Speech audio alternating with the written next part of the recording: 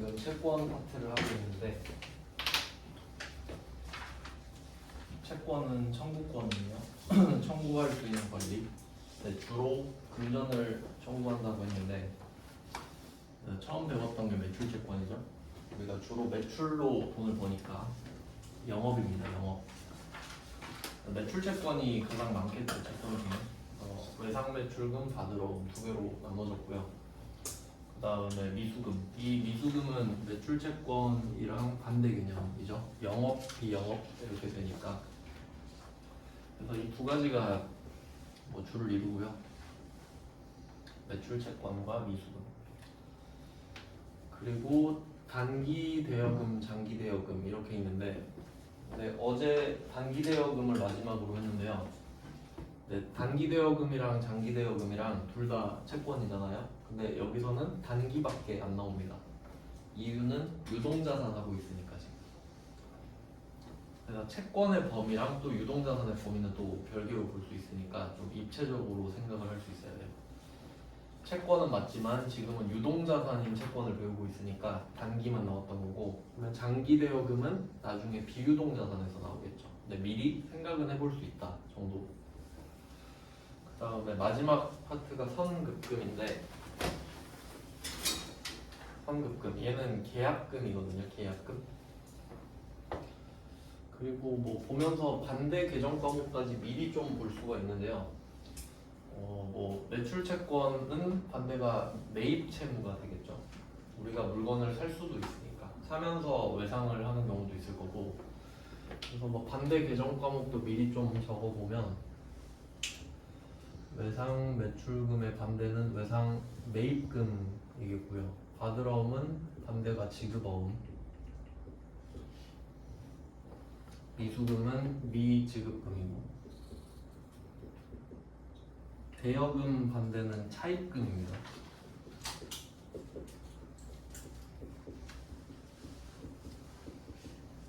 그래서 뭐 미리 생각을 해보면 나중에 부채에서는 이런 것들을 배우겠구나 정도까지 알 수 있겠죠. 그리고 이제 선급금은 결이 좀 다른데, 일단 선급금의 반대는 선수금입니다. 보통 받을 숫자의 반대가 지급의 급자, 그래서 지급 또는 급 반대는 수 이렇게 나오거든요. 그러면 얘네들은 왜 좀 방향이 다르냐면, 계약금이거든요. 선급금, 선수금은. 이름을 한번 생각해 보시면은, 선급금은 먼저 지급한 돈이잖아요. 먼저 지급한 돈. 이게 생각하는 방법을 좀 보면은 돈을 준 거예요. 돈. A랑 B가 있다고 했을 때 B가 A한테 돈을 줘요. 지급한 거 맞죠? B가 A한테 돈을 준 거잖아요. 급금. 그러면 B는 돈을 준 대신에 물건을 요구할 거 아니에요? 물건. 그러니까 돈이랑 물건의 방향은 항상 반대죠. 돈도 주고 물건도 주진 않으니까. 돈을 주면 물건을 달라. 물건을 주면 돈을 달라. 이걸 할 거잖아요. 그러면 이런 식인데, 그럼 지금은 B 입장이거든요. 돈을 줬으니까. 그러면 얘는 물건을 사고 싶다는 소리야. 맞죠? 그러니까 돈을 줬다는 것 자체가 매입을 뜻하는 거지. 돈을 줬으니까 이것은 매입을 뜻합니다. 돈 줄 테니까 물건 달라고. 그러면 물건을 받으면 되는데요. 먼저 선자가 붙었잖아요. 그러면 물건을 받기 전에 돈을 준 거예요. 그럼 계약금이겠죠. 그러니까 이런 식으로 찾아낼 수 있어야 돼요. 외우는 게 아니라. 그래서 선자가 붙으니까 얘는 계약금을 뜻하는 겁니다. 매입 계약금. 그러니까 물건을 사기로 하고 계약금을 주는 거죠. 그러면 선수금도 이런 방식으로 찾을 수 있겠죠. 수금은 돈을 받는 거잖아요. 돈을 받는다는 소리는 물건을 판다는 소리예요. 매출. 근데 물건을 주기 전에 돈을 받았네? 매출 계약금. 이렇게 찾는 겁니다. 그러니까 선급금은 매입 계약금 이렇게 외우는 게 아니라 그 이름 안에 들어있는 뜻을 찾는 방법을 생각하는 게 좋은 거죠. 그래서 결론은 계약금이에요. 얘네들은 보통은 문제 보면은 항상 10분의 1을 계약금으로 주고받거든요.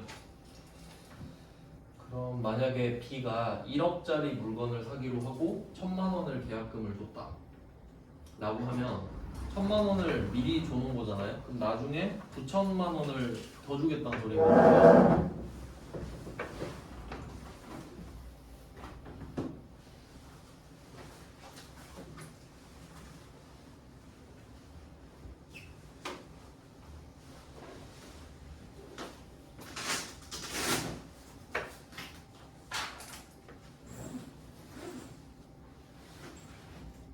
아, 의자 끄는 소리 때문에 까먹었네.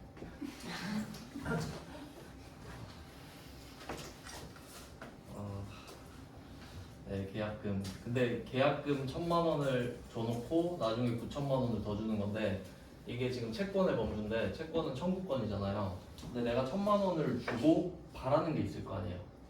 근데 내가 1,000만 원을 주고 1,000만 원 다시 내놔 이건 아니죠. 물건을 달라 이 말이죠. 그래서 얘는 금전 채권이 아니에요. 그러니까 지금까지 배웠던 매출 채권, 미수금, 단기 장기 대여금은 금전 채권이에요. 돈 내놔 이거거든요. 근데 계약금은 돈을 줘놓고 돈 내놔 이건 아니잖아. 물건 줘 이거니까. 그러니까 얘는 금전 채권이 아닌 채권인 겁니다.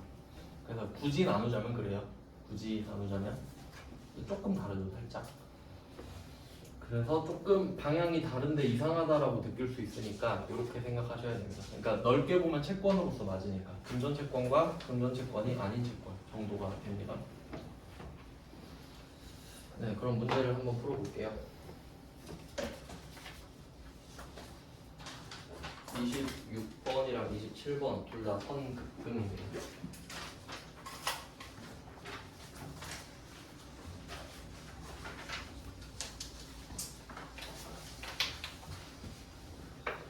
자, 26번 문제 보겠습니다. 통합산업 어제 드린 6페이지입니다. 통합산업으로부터 원재료 1,600만원, 개당 8만원짜리 200개를 구입하기로 계약했다. 여기까지 보면은 구입하기로 계약한 거는 회계 처리를 하지 않습니다. 왜냐면 계약은 해놓고 돈을 안 줘버릴 수도 있잖아요. 근데 그 뒤에 계약금을 줬다. 이건 회계 처리라는 거예요. 그러니까 사실 앞에 거는 참고사항이고 돈을 주고 받은 것만 기록하거든요. 실제로는. 그래서 결론은 160만 원을 계약금으로 줬다. 이게 포인트죠. 그리고 회계 처리를 할 때는 그 차변 대변을 같이 기록하잖아요. 이때는 확실한 것부터 적어주시면 되거든요. 확실한 거. 그래서 지금 160만 원을 줬다가 확실하잖아요. 160만 원. 대변에 160만 원이 나가면 되는데 당좌수표를 발행하여 지급했다 이렇게 돼 있죠. 어제 배운 건데. 그래서 보통은 당좌수표를 발행해서 지급한다고 했잖아요. 그래서 보통은 이런 식으로 풀 버전으로 알려주는데 저 같으면은 여기다 당좌라는 글자를 빼겠다 이렇게 말씀을 드렸거든요. 그래서 당좌라는 글자에 양괄호를 쳐주세요. 그렇게 내도 의미가 같다는 것까지 알면 제일 좋겠죠. 이렇게 낼 수도 있지 않을까 저는 생각하거든요. 결과적으로 당좌수표 발행하면 당좌 예금에서 차감되죠. 그 체크카드랑 비슷하다고 말씀을 드렸잖아요. 우리가 체크카드를 딱 결제를 하면 체크카드 잔액이 줄어들죠. 지갑에서 현금이 빠지는 게 아니라. 그러니까 당좌수표를 주는 순간 당좌 예금이 차감되는 그 원리가 좀 비슷하다고 보시면 돼요. 당좌 예금 160만 원 차감.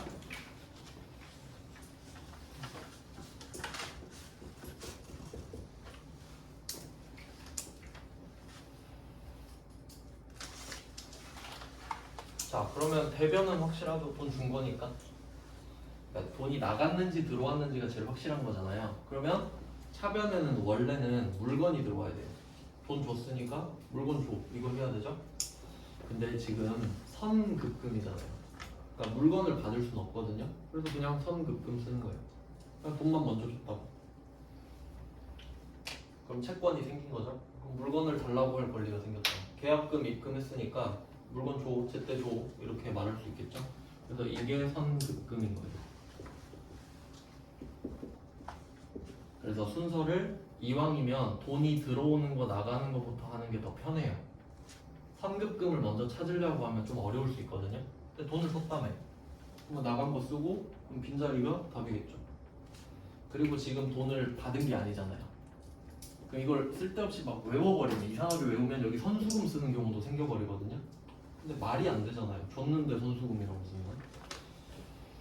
자, 그리고 이것도 엄연히 채권 맞죠? 물건은 못 받았는데 돈만 맡겨놨잖아요. 그러면 누구한테 돈을 맡겨놨는지 써놔야 청구를 할 수 있겠죠. 계약금 줬으니까 물건 달라고. 그 대상이 통함산업입니다.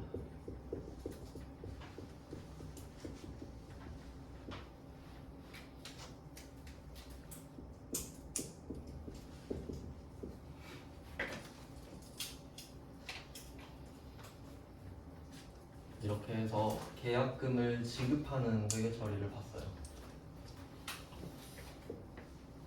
그럼 계약금을 지급하면 반드시 그 뒤에 물건을 받아오는 일이 있겠죠. 별일이 없다면. 그래서 그게 27번이에요. 뭐 똑같은 문제는 아닌데 역시 방향만 보도록 하겠습니다. 그럼 27번은 유전기업에서 원재료 400만 원을 구입하면서 이렇게 돼 있죠. 그러니까 상황 파악을 잘 해야 되는데 지금 원재료 400만 원이 도착한 겁니다. 우리한테. 원재료 400만 원 왔으니까 차변에 자산 증명.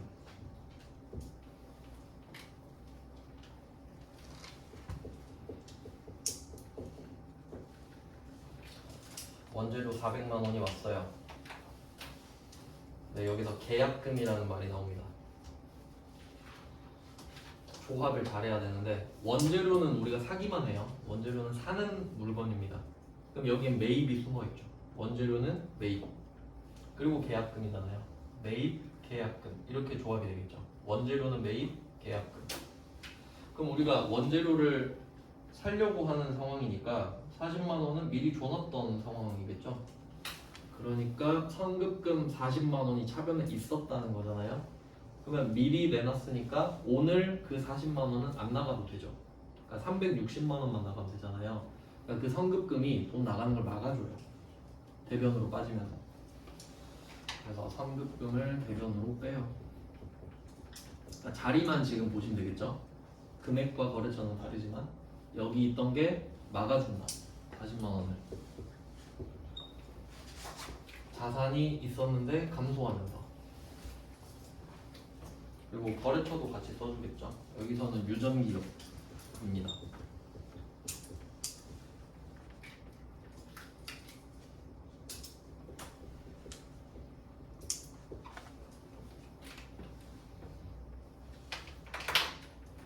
원재료 400을 받으면서 40은 그때 줬잖아 라고 퉁치면 되고 나머지 360만 원은 지금 줘야죠.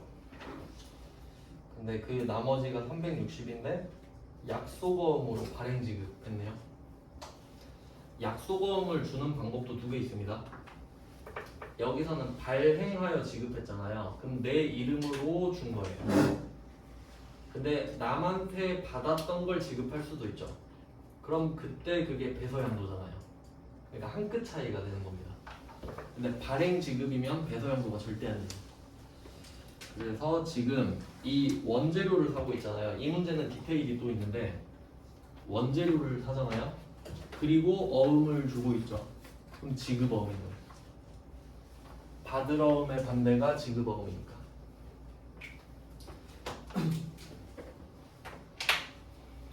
그래서 원재료랑 조합을 이뤄서 지급어음이 나옵니다.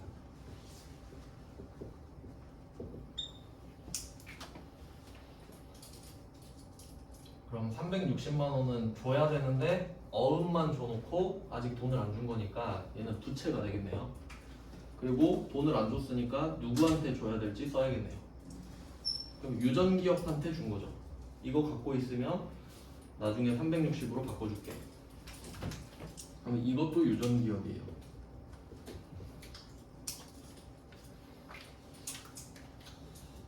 부채 증가. 그래서 얘는 디테일이 하나 더 있었죠. 원재료를 사면서 어음을 줬으니까 지급어음. 근데 우리가 그 뭐 원재료 말고 다른 물건 사면서 계약금을 걸었을 수도 있잖아요. 뭐 자동차 산다든가 그럴 수도 있죠. 그럼 만약에 이게 자동차로 바뀌면 차량 운반구라는 개정 과목 쓰거든요. 아직 배우진 않았는데 차량 운반구가 되면 이때는 미지급금 되거든요. 답이 같이 바뀔 수도 있습니다. 그것까지 알아두시면 되고요. 자, 어음은 받을어음 미수금 또는 지급어음 미지급금이 되는 거죠. 약속어음은. 그러니까 경우의 수가 4개입니다. 주고받고에 2개씩 있으니까. 근데 이거를 하다 보면은 갑자기 헷갈릴 때가 올 거예요. 계약금은 선급금, 선수금. 좀 이름이 느낌이 비슷하거든요. 근데 계약금은 어떤 물건을 사고 팔든 간에 무조건 선급금, 선수금이에요. 그것까지 알아두시면 돼요. 계약금은 어떤 물건에 대한 계약금이든 간에 선수금, 상급금 하나씩밖에 없는 거죠. 어음은 2개씩 있지만 그래서 일부러 섞어놓은 거 같거든요. 그것까지 참고하시면 되겠습니다.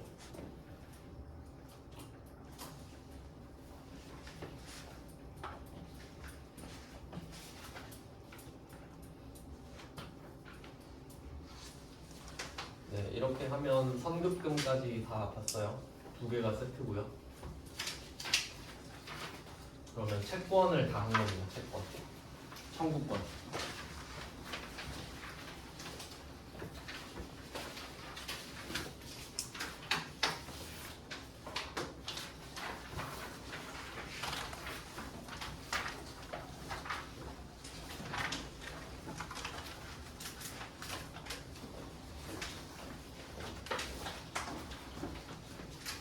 이제 다음 주제로 넘어갑니다.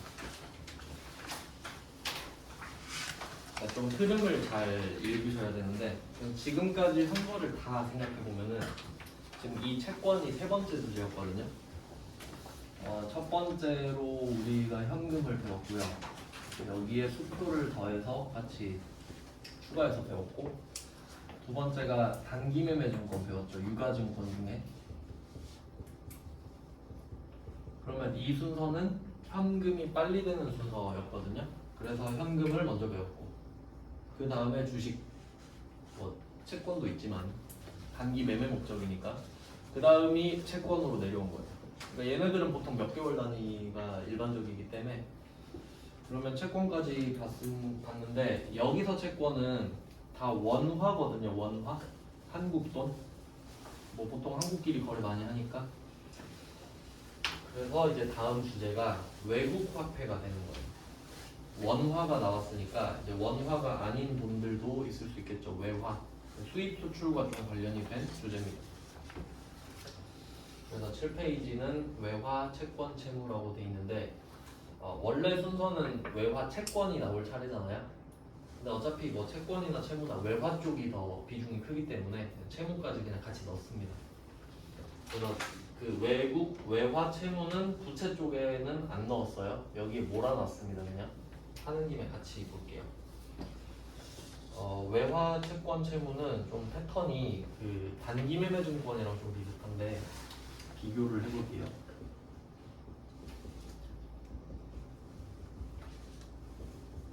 단기 매매 증권은 총 3단계 이슈가 있었어요. 취득하고 처분, 취득 평가 처분이에요. 취득 평가 처분. 이름이 단기 매매 증권이잖아요. 그러니까 처분을 하기 위해 취득을 하니까 이 2개는 반드시 나옵니다. 근데 그 중간에 있는 평가는 12월 31일 가격으로 최신화를 하는 작업이기 때문에 이 취득과 처분 사이에 12월 31일이 없으면 평가는 없을 수도 있습니다. 있을 수도 있고, 그래서 뭐 있을 수도 없을 수도 있는 주제. 그리고 여기에 대조를 해서 외화 채권 채무를 넣으면은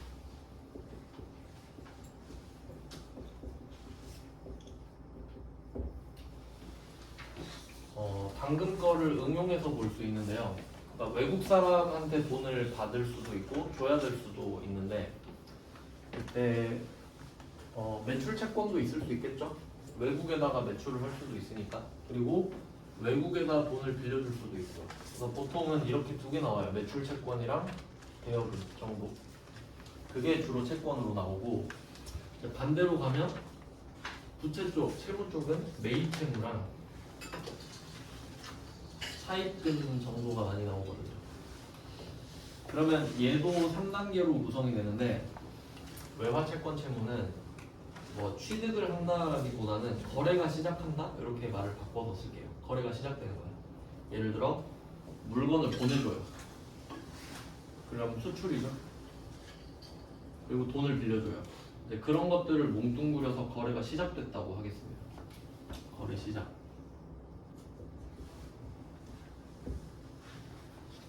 거래가 시작됐으면 거래가 끝나는 날도 오겠죠? 그럼 얘는 그 취득과 처분이 거래 시작과 거래 끝인 거예요.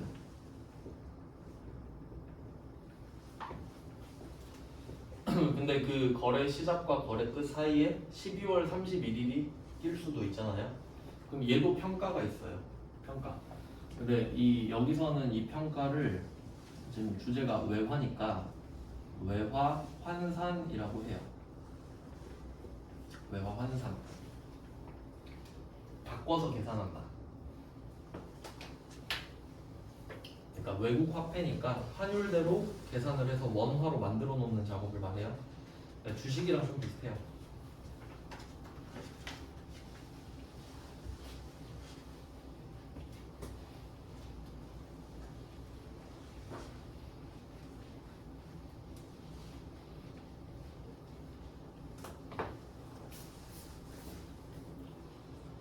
네, 뭐 이렇게 틀을 잡았고요. 이제 이거 외화할 때는 기본 지식이 필요한데 환율입니다. 환율. 그걸 간단하게 보고 문제를 풀어보겠습니다. 환율이 아주 중요한 개념이죠. 요새 그 환율 높아졌다고 좀 말이 많고 그러잖아요. 오늘 환율 한번 볼게요. 참고로 환율은 뭐 매일 달라지는 거 아시죠? 은행마다도 다릅니다. 근데 참고로 네이버에 환율 치면은 이게 하나은행 기준이에요. 오늘 1418원인데 어마어마하죠? 네. 이 의미도 한번 알려드릴게요. 자, 환율은 교환 비율이에요. 교환 비율. 우리나라 돈이랑 뭐 주로 달러죠. 외국 돈 하면. 내가 달러를 갖고 싶어. 1달러를. 그럼 은행 가가지고 저 1달러 갖고 싶은데요. 얼마 드려야 돼요? 근데 지금 1418원 주세요. 뭐 이런 느낌인 거지. 그러니까 이것도 가격이라 보시면 돼요. 돈의 가격. 그러면 환율이 지금 1,400원은 좀 많이 올랐죠. 1,300원 기준으로 한번 볼게요. 1,300원. 근데 뭐 달러당 이렇게 되는데 참고로 그 교환 비율이니까 두 개가 나와야 되잖아요. 교환해야 되니까. 근데 기준이 있을 거 아니에요? 기준은 항상 외국 화폐예요. 그래서 뭐 경제 뉴스 같은 거 보면 맨날 알려주잖아요. 오늘의 환율은 코스피 지수는 코스닥 지수는 알려주는데 달러당 얼마 이렇게 들어보셨죠? 근데 1,000원당 몇 달러 이렇게 안 들어봤죠? 그러니까 외국 화폐가 기준이에요. 달러당 얼마입니다 이러잖아요. 달러 이게 딱 기준이에요. 다 고정이 돼 있는 겁니다.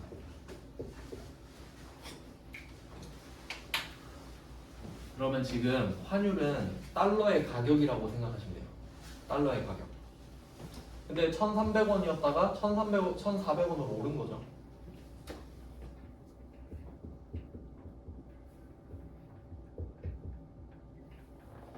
뭐 이렇다고 봅시다. 그럼 이게 환율이 왜 바뀌는지부터 한번 생각을 해볼게요. 주식 가격이랑 똑같아요. 이유가 너무 많아요. 그러니까 딱 이것 때문에 오른다 내린다는 없습니다. 그러면 이 현상은 뭐 그렇고, 그러면 지금 이게 무슨 의미가 있는지 한번 볼게요. 그럼 옛날에 1,200원이었을 때도 있고 뭐 1,000원 초반일 때도 있고 뭐 그랬겠죠? 그러면 이때 1,200원이랑 한번 비교해 볼게요. 그럼 옛날에는 내가 1달러를 갖고 싶으면 1,200원 주면 됐거든요. 근데 지금은 1,400원 줘야 되죠. 그럼 일단 우리 입장에서 기분 안 좋잖아요. 똑같은 1달러를 넣는데 돈 더 줘야 되니까. 그럼 이제 왜 오르는지 생각해 보면은 그 수요와 공급 뭐 많이 들어보셨죠? 물건 가격이 비싸지는 원리 아시죠? 공급은 정해져 있는데, 그러니까 공급량은 똑같아. 100개 똑같이 파는데 평소에 100개를 만들면 100명이 하나씩 샀거든요. 근데 어느 날 1000명이 이걸 사고 싶어 하는 거예요. 물건은 똑같이 100개예요. 1000명이 사고 싶대. 그럼 서로 지들끼리 배틀 뜨겠죠? 그러니까 가격을 올리는 거 아니야, 지들끼리. 갖고 싶으니까. 그럼 수요가 많아지면 가격이 오르겠죠. 그러니까 결론은 수요가 많아지니까인데, 그럼 지금 현상이랑 한번 생각을 해봐요. 왜 이렇게 됐는가? 그럼 이 말은 환율이 높아진 거거든요. 1,200원에서 1,400원. 그럼 이때 환율이 높아진다라는 말은 일단 이건 아셔야 되고, 환율이 높아졌다. 그러니까 이건 현상을 말하는 거예요. 달러당 1,200원이었는데 달러당 1,400원이 됐다라는 건 환율이 올랐다라고 하는 겁니다. 왜냐면 1달러는 안 바뀌니까. 그럼 이게 숨어있는 뜻을 보면은 우리 돈 가치가 떨어졌다는 거예요. 옛날엔 1,200원만 주면 됐는데 1,400원을 줘야 되잖아. 그러니까 돈 가치가 떨어지고 달러가 세진 거지. 그 왜 그렇게 되냐 한번 생각해 볼게요. 금리랑 관련이 있지. 금리가 지금 우리나라 기준금리가 3%고 미국이 한번 비교를 해볼게요.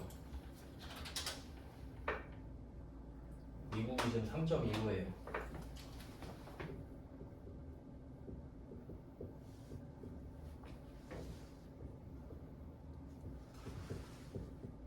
자, 이 상황을 놓고 볼게요. 여러분이 투자자예요. 내가 지금 돈을 불리고 싶어. 근데 시장을 보니까 미국은 3.25%예요. 돈 값이. 한국은 3%예요. 그러면 미국이 돈 가치가 더 높죠? 그럼 미국 가서 놀아야겠지. 여기 가서 해야 수익률이 더 높잖아요. 기본적으로. 근데 내 주식이 삼성전자에 지금 들어가 있는 거지. 코스피에. 그럼 한국 금리가 미국보다 낮네? 난 미국 가서 놀고 싶은데? 그럼 삼성전자 주식을 팔겠죠? 그럼 주식을 팔아서 원화로 바꾼 거 아니에요? 그럼 그 원화를 달러로 다시 바꿀 거 아니야, 사람들이. 그럼 전부 다 달러를 사고 싶어 하지. 그럼 달러 가격이 높아지죠. 그러니까 우리가 금리를 따라가야 된다고 말씀드렸죠? 그러니까 이렇게 많이 올려도 지금 못 따라가고 있으니까 돈값이 계속 떨어지는 거죠. 지금 너무 어렵죠. 지금 엄청 안 좋아요, 상황이. 뭐 대충 흐름은 그렇습니다. 그러니까 우리나라 돈 가치가 많이 떨어져 있는 상태예요. 그러니까 남의 물건을 살 때 돈을 많이 줘야 돼. 그래서 뭐 그 옛날에 짐바브웨라는 나라 있는데 그 나라에서는 뭐 100조 달러가 만들어졌단 말이에요. 100조 달러로 빵 뭐 2개 사고 그랬나? 뭐 그래요.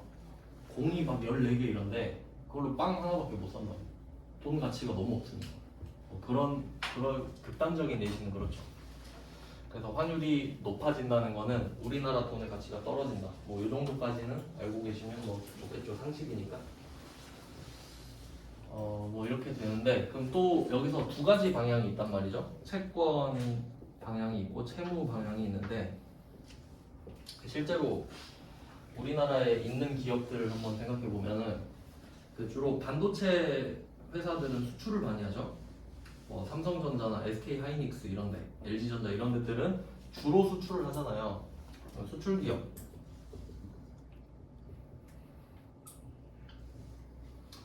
그럼 이 수출 기업의 상황을 볼게요. 그러면 처음에 물건을 보낼 거 아니에요? 컨테이너선에 실어가지고. 그럼 그때 환율이 1,200원이었다고 할게요. 배에다가 물건을 실어서 배를 띄웠을 때 당시의 환율이 1,200원이었던 거예요. 근데 돈은 좀 나중에 받는다고 치면 그 사이에 1,400원이 돼버린 거예요, 환율이. 그럴 수도 있겠죠. 그럼 이때 수출 기업의 기분이 어떨까 생각을 해보면 좋겠죠. 돈을 많이 받으니까. 그러니까 1달러를 받기로 했는데 그 당시에는 1달러 가치가 1,200원이었거든요. 근데 받을 때 되니까 1,400원을 입금해 주는 거예요. 그럼 좋겠죠 일단. 그러니까 돈 가치가 떨어지는 거보다는 일단 여러분도 많이 받으면 좋잖아요, 그냥. 그래서 수출 기업은 환율이 오르면 좋아요. 돈을 받는 입장이니까. 그래서 수출 기업은 환율이랑 방향이 같습니다. 기분이랑. 환율이 오르면 기분이 좋아질 거예요. 그 다음에 채무 쪽은 뭐 항공기업 생각하면 되는데, 항공사들 뭐 아시아나나 대한항공 이런 데 말하겠죠. 그러면 그때 그 항공기를 갖고 영업을 해야 되잖아요. 근데 항공기가 뭐 몇백억 한단 말이죠. 그러면 그 비행기들을 미리 사서 장사를 하면 너무 위험 부담이 커요. 너무 비싸잖아요. 그래서 주로 리스로 사요. 빌려놓고 천천히 갚는 형식으로 비행기를 산단 말이에요. 그럼 이때 항공사들은 채무를 지고 있는 거죠. 달러로 갚아줘야 된단 말이에요. 비행기 값을.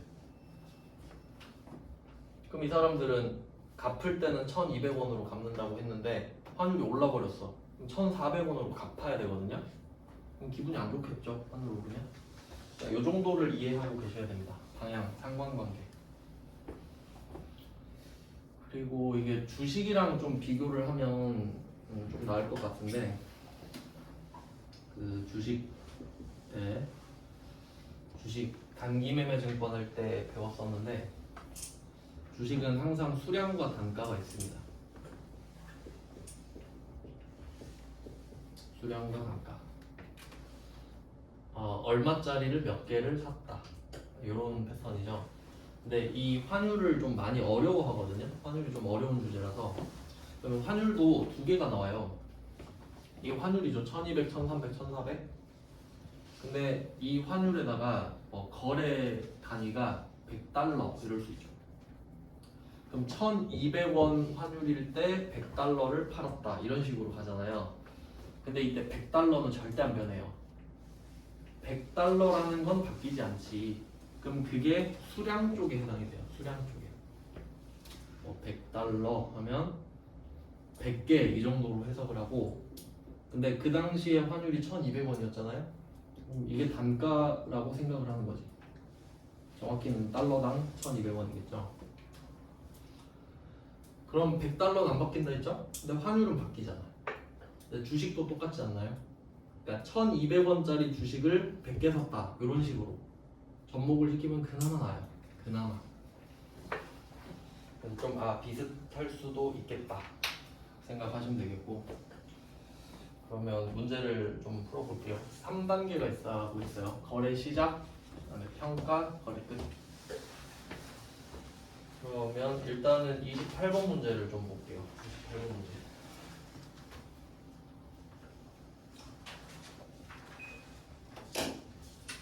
자, 28번 문제는 일본 토카이 상사로부터 40만 엔을 2년 후 상환 조건으로 차입했습니다. 빌린 겁니다. 빌려줘, 갚을게가 되겠죠. 대구은행의 보통예금 계좌에 예입하였다. 9월 11일 현재 대고객 매입률은 달러 100엔당 1,100원입니다. 여기서 좀 이상한 말이 나오는데, 대고객 매입률 이렇게 나오잖아요. 네, 실제로 그 환율이 되게 구조가 복잡한데, 그 은행 가보면은 오늘의 환율 딱 이렇게 뜨는데 그 은행마다도 다르다 그랬잖아요. 근데 같은 날인데도 환율이 5개예요. 그것도 요새는 좀 시험에 나오는 편이니까 알려드릴게요.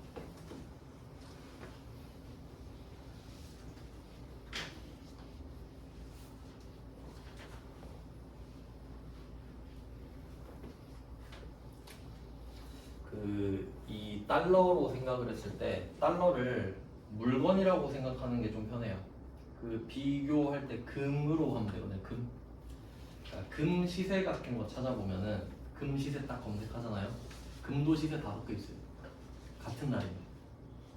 살 때 팔 때 있는 건 아시죠 일단. 그럼 한번 상식적으로 생각해봐요. 여러분이 금을 살 수도 있고 팔 수도 있단 말이에요. 그 둘 중에 뭐가 더 비싸겠는지 생각해봐요. 살 때가 더 비싸겠죠. 왜냐면 그 사람들도 돈 벌어야지. 우리가 팔면 싸게 사서 우리가 산다 그러면 비싸게 팔아야 될 거 아니에요. 그럼 은행은 금 대신에 달러를 갖다가 파는 거야. 그럼 우리한테 달러를 살 수도 있고 팔 수도 있죠? 그럼 그 생각을 해보면 우리가 살 때 비싸겠죠. 살 때, 팔 때. 살 때가 비싸다는 소리예요. 살 때가 높겠죠. 그리고 이 두 개 사이 있죠. 이 두 개 평균. 이 두 개 평균이 기준이 되거든요. 그게 기준 환율이에요.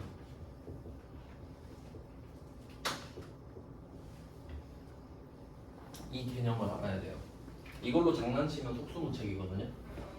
그럼 한번 일단 3개만 썼는데 5개인 이유는 뭐냐면 살 때 팔 때는 그 실물을 주는 거예요. 실물. 그러니까 저 1달러 사러 왔어요. 1달러 주세요 하면 1달러를 진짜 받죠? 그럼 그게 제일 비싸요. 근데 두 번째는 이런 경우도 있을 거예요. 내가 1달러를 저기 미국에 있는 가족한테 송금하고 싶어요 라고 하면 은행 입장에서는 진짜 1달러를 안 빼줘도 되잖아요, 나한테. 그럼 조금 더 싸. 입금은. 근데 뭐 지금은 그게 중요하진 않습니다. 뭐 5개가 이렇게 있는 거지. 입금 2개 또 있겠죠. 근데 이 살 때 팔 때랑 입금할 때랑 입금 받을 때 이 2개 평균을 구하면 기준 환율이 나와. 똑같아요.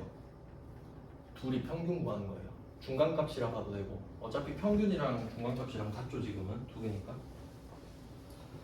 그럼 우리가 네이버에다 환율을 검색하잖아요. 기준 환율이 나와요. 기준 환율. 그냥 오늘 이 정도입니다 라고 돼 있잖아요. 그래서 제가 이걸 어떻게 표현을 할 거냐면 이게 중요해요. 살 때, 팔 때 기준 환율. 우린 이것만 알면 돼요. 살 때랑 팔 때는 제가 진짜 환율이라고 할 겁니다. 진짜 환율.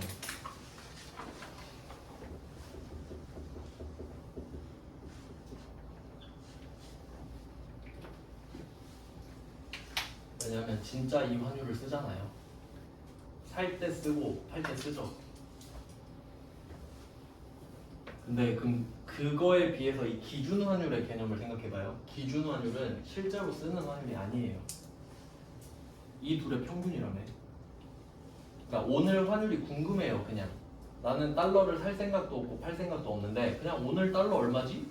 그냥 저처럼 기준 환율을 쳤잖아요. 그럼 중간값이 나온다고. 물론 원래는 다 나오는데요. 그냥 비유를 하자면 얘는 가짜 환율이에요. 일단 이렇게 구분을 하겠습니다.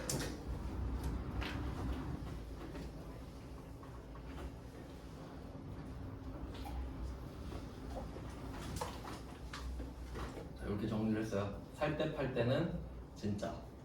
그럼 가짜는 기준 환율. 이렇게. 자, 이렇게 이 정도 정리를 하고 문제를 다시 보면은 대고객 매입률 이렇게 써 있잖아요. 그러면 대고객은 고객을 상대로라는 뜻이죠. 그러니까 은행 입장에서 고객한테 산다는 소리잖아요. 근데 여기서는 그게 중요한 게 아니야. 산 건지 판 건지가 중요한 게 아니라 진짜조예요. 가짜 환율이 아니지. 그러니까 그 정도만 구분할 수 있으면 된다. 아, 이거 진짜 환율이구나. 기준 환율이 아니네. 그리고 또 생각을 해보세요. 내가 호카이 상사한테 야 40만 원 입금해봐 라고 하면 얘의 선택권은 2개입니다. 진짜 40만 원을 입금할 수도 있고 40만 원을 지가 원화로 환전을 해서 그 돈을 입금할 수도 있겠죠. 상황이 2개니까 여기 나와 있는 환율을 보고 알아야 되는 거예요. 그럼 여기선 진짜 환율이 나왔잖아요.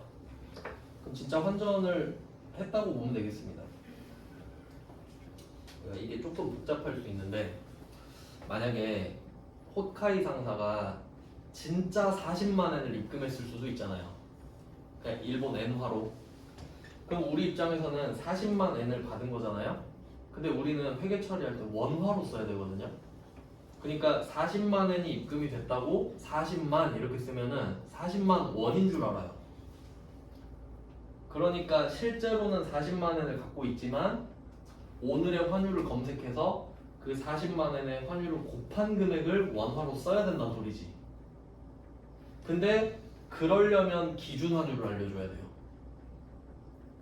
40만 엔이 입금이 됐잖아요. 근데 난 환전을 안 한 상태지.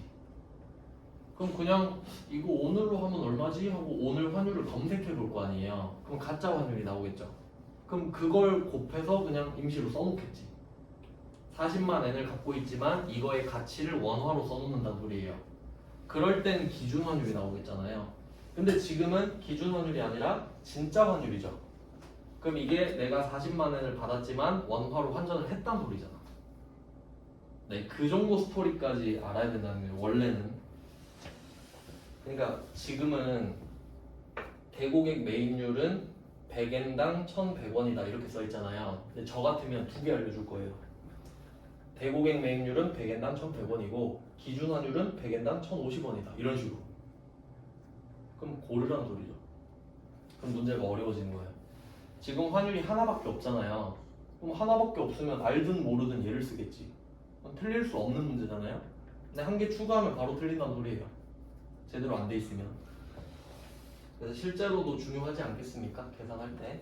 그러면 여기에 하나 더 추가를 해보면 지금 100엔이 1,100원이랑 같다고 돼 있죠. 근데 정확히 말하면 그 기준이 외국 화폐 1 단위거든요. 100엔은 1 단위가 아니죠. 1엔이 단위죠. 왜냐면 이게 교환 비율이잖아요. 그럼 우리가 엔화 살 때 100엔만 사야 돼요? 난 10엔을 사고 싶은데. 그러니까 교환 비율이 되려면 최소 단위가 돼야 되잖아요. 그러니까 1엔당 얼마인지가 환율인 거예요. 그래서 지금 환율은 1엔당 11원입니다. 이걸 한 번 더 다시 적어주세요. 환율이 11원인 거예요.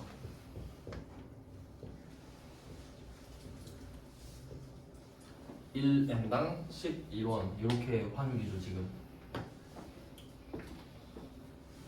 자, 그럼 환율은 항상 외국 화폐 1단위라는 것도 알아두시면 되고, 얘는 근데 엔화만 이러거든요. 그러니까 엔화만 조금 신경을 써주시면 돼요. 그러니까 100으로 나누면 되지 그냥.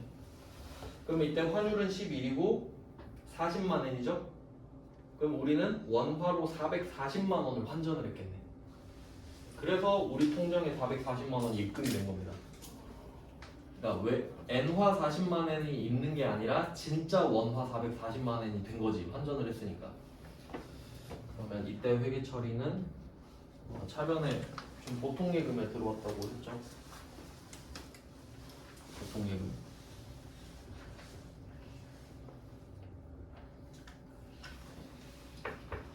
보통 예금 그럼 여기 440만 원 써야 되죠. 그러니까 아까 제가 비유를 해드렸는데 11원짜리 주식을 40만 주 산 거예요. 11원짜리 주식을 40만 주. 환율은 바뀔 수 있죠. 근데 40만 엔은 절대 안 바뀌잖아. 우린 40만 엔을 갚아야 됩니다. 그래서 이거를 두 개를 같이 적어두시면 좋죠. 40만 곱하기 11 뭐 이런 식으로. 그러면 총 440만 원이 되니까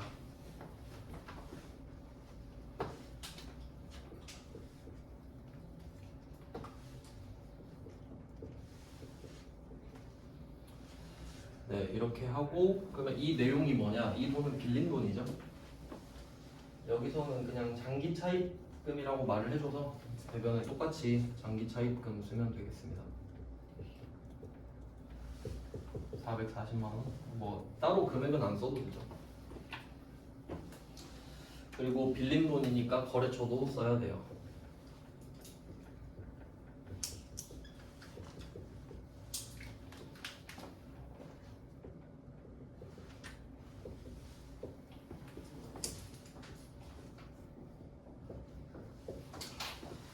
네, 그래서 28번 문제까지 해놓고 이렇게 해놓고 좀 쉬겠습니다.